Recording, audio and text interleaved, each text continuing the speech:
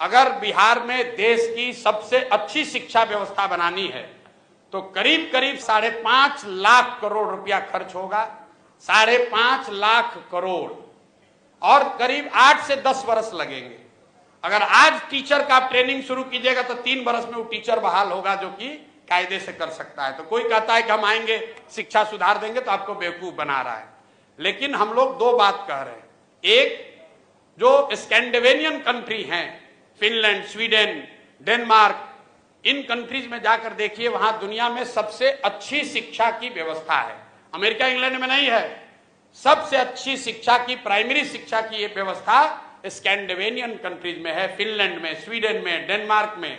वहां पर उन्होंने क्या किया है, उन्होंने एक बहुत सिंपल चीज निकाला कि rather than taking school to every village, they are taking children to the good school. मतलब हर गांव में स्कूल बनाने के बजाय 4-5 जगह पर, अच्छी जगह पर बड़े स्कूल बना दिए गए और लोगों को स्कूल बस की सुविधा दे दी गई ताकि लोग अपने बच्चों को वहां भेज सके। बिहार में इसका जब मैंने अध्ययन कराया तो ये पाया कि प्रखंड के स्तर पर अगर 5 स्ट्रेटेजिक लोकेशंस पर अच्छे विद्यालय बना दिए जाए और स्कूल बस की सुविधा दे दी जाए तो औसतन 8 से 9 किलोमीटर मैक्सिमम बस की दूरी होगी, जिस पर कि बच्चों को चलकर आना पड़ेगा। 20 से 30 मिनट से ज्यादा समय उसको नहीं लगेगा। तो बिहार में पहली चीज हम लोग ये करेंगे कि हर प्रखंड में कम से कम एक विद्यालय जो अभी है उसको अपग्रेड करके नेतरहाट के स्तर का विद्यालय उसको बनाया जाए। ये एक विद्यालय क्यों? इसलिए कि अगर हर प्रखंड में एक विद्यालय बनाइएगा बढ़िया, नेतरहाट के जैसा, जिस एक नेतरहाट के विद्यालय से 1500 IAS IPS बने हैं, वो सरकारी विद्यालय था, यही बिहार के सरकार की व्यवस्था में चलता था और उसमें पढ़ने वाले ज्यादातर लड़के मध्यम और निम्न वर्गीय आर्थिक परिवारों से आए हुए थे। वैसा अगर स्कूल बनाना है तो करीब करीब 15 से 17 हजार करोड़ रुपया खर्च होगा हर साल। इससे ज्यादा पैसा है नहीं बिहार के पास। तो हम लोग ये कह रहे हैं कि हर साल हर प्रखंड में कम से कम एक विद्यालय बनाएंगे ताकि अगले 5 वर्ष में हर प्रखंड में 5 नेतरहाट के स्तर का विद्यालय जरूर हो जाएगा। दूसरी बात, हम अगर 5 वर्ष में शिक्षा सुधारेंगे, आपका लड़का 6वां में है, 8वां में है, आप कैसे सुधरिएगा?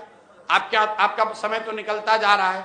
उसके लिए हम लोगों ने कहा कि जैसे ही सरकार बनेगी तो गरीब लोगों को यह सुविधा दे दी जाएगी कि अगर आप चाहें तो आप अपने बच्चे को प्राइवेट स्कूल में भेजिए और प्राइवेट स्कूल का रेगुलेटेड फीस सरकार की ओर से भरा जाएगा।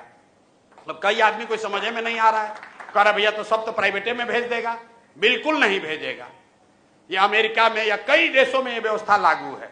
जब आपका बच्चा होता है आपको मिलता है दोनों ऑप्शन, प्राइवेट में पढ़ाओगे कि सरकारी में पढ़ाओगे। ज्यादातर लोग सरकारी में पढ़ाना चाहते हैं।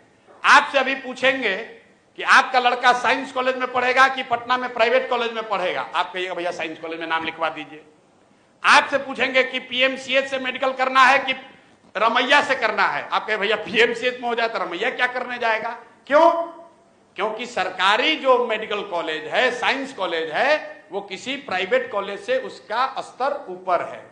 तो ये सच्चाई नहीं है कि अगर आपको ऑप्शन मिल जाए तो सब आदमी प्राइवेट में जाएगा। दूसरी बात समझिए कि सरकारी विद्यालय फ्री नहीं है। ये आपको हमको लगता है कि ये फ्री है। सरकारी विद्यालय को चलाने में सरकार खर्च कर रही है 60,000 करोड़ रुपया। हर साल बिहार सरकार खर्च करती है 60,000 करोड़ रुपया। तो प्रति चाइल्ड, प्रति बच्चा जो है, जो खर्च है वो प्राइवेट स्कूल से भी ज्यादा पड़ रहा है सरकारी स्कूल में पढ़ाने का। क्योंकि सरकारी स्कूल में मास्टर का कितना है दरमाहा? 45,000, 60,000, 80,000। वही आदमी जब प्राइवेट में पढ़ा रहा है तो 8,000 में काम कर रहा है। तो अगर ये बैलेंस बना दिया जाए कि सरकारी विद्यालय का स्तर धीरे धीरे सुधारा जाए तो कम पैसे में लोगों को यह सुविधा दी जा सकती है कि भाई तुम प्राइवेट में पढ़ाओ लेकिन पढ़ाओ। तो उससे लोग अपने बच्चों को पढ़ाएंगे। और जो बजट अभी उपलब्ध है इसका 1/3 पैसा हम लोग सरकारी विद्यालय को सुधारने में लगाना चाहते हैं।